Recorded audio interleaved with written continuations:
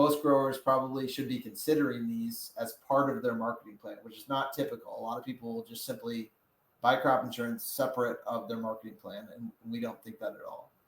Yeah, and the things we're seeing too, it's kind of interesting. Like folks that haven't done a deep dive or an audit into, unit structures and setups and things like that. It's just one of those things that, it is a prudent play to have, a set of eyes, take a look at things and go through it deeper to make sure you're maximizing all these programs, especially in tight margined years like we're seeing. Yeah, I mean, there's definitely ways to, like when you're talking about how you go about buying enterprise or optional units, like structuring unit structure differently. You start going into like, some of these band products that you have where, let's just give an example. You buy a band product that's got a 10% band. One unit has a huge drawdown on the county, 30% revenue drawdown, and another unit has no drawdown.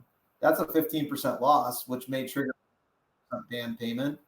But the way these work is you only get a 10% band payment on that particular unit, right? So that's only a 5% payment as the whole county is concerned. So there's ways to structure that you can still go down those routes where you say, hey, I want lower deductible policies, meaning, I make insurance a bigger portion of my protection. You have to really think a little bit more clearly about unit structure, to your point, because if you want the security of actually getting that 10% payment, and you have a lot of variability on revenue losses because one part of the county got hit with weather, let's say an individual peril like hail, and the other part didn't, you have to be set up in the right spot to make sure you're still covered in the whole. Yeah, very good.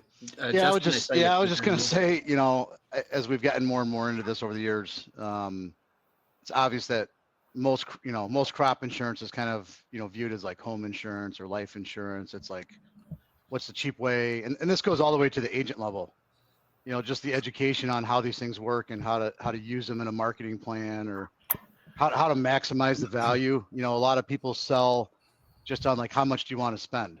Right? Kind of like going to a car and be like, hey, do you want a 7-year loan? Like what's your monthly payment versus like the value you get or the real cost or, what that means for marketing or how to leverage it. It's just been very obvious that very few in the industry understand it.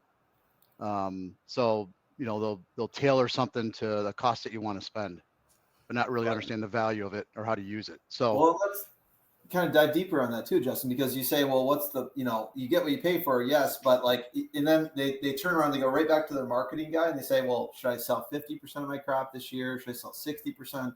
And those two really are in the same exact question, because you're like, well, no, if you brought your deductible to only 5% revenue loss, right? And then, you're not buying that put option to get up to that 60% or 70%. You're not having to sell as aggressively. In a low margin environment year, when some of these banded products are associated to a higher subsidy, and we've got some major forecasters talking about long-term drought potential are elevated this year. I don't necessarily buy into long-term forecasting, but the guy that ends up selling 60-70% because he's got into the third year of a bear market and he's convinced that he needs the market is going to really regret that decision if we do have a drought. Right. And that's part of that balance of going into a year of saying, well, what are all the tools I can do? It's not just about selling aggressively when we get a rally like this. Maybe it's protecting revenue by insuring that revenue and then allowing some of the upside to be freely floating higher in case of a low. Well, there's a reason, right? Like, this, to your point, like these things are expensive, but when they're subsidized so heavily, like, because that's the true value, it is much, much higher. Right? Because of all those opportunities that provide you. Like not only does having a weak policy, like not protect you on the downside, it handcuffs you on the upside too. So when you do have a weather scare or a yield scare, usually kind of coincide, obviously, you can't be as aggressive against that policy when you have a weak one, and you have to be more aggressive on a down market than you should be. So there's, that just kind of goes to the lack of understanding from like someone that, doesn't understand markets or how, options are valued or risk is valued. And it's just selling, it's not the same as selling car insurance. you know, Right. but it's been kind of commoditized where, you know, so many people got into crop insurance the last 10, 20 years just to offer it without really understanding it. So it's a huge difference. And we've done a, you know, big deep dive. A lot of it's been just because of our clients and the software and having to understand how it all works. But you realize as you know, the more and more you dive into it over the years and how it works, like all the, you know, French benefits that you get from having those that you can get on your marketing. Yeah. Huge 100%. difference.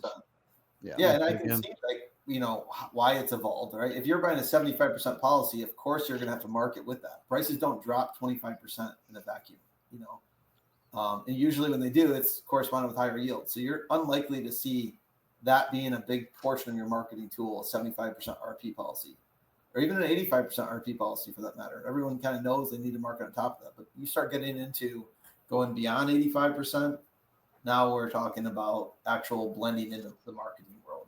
Yep. It's kind of like this, you know, you kind of get that saying on the street, like, oh, most options expire worthless. Well, yeah, that's just like obvious, but it doesn't really say that they're worthless. It's like, if you don't know how to use them, yeah, you could say they're worthless. Right. That's assuming you know where we're going to expire at. You know, yeah, the 90% do, that's a stupid stat, right? It's kind of like insurance, trying to look at insurance of like chance of a payout. Yeah. You know, it's like chance of a payout if you don't do anything else and use it the right way. Two big differences. Absolutely.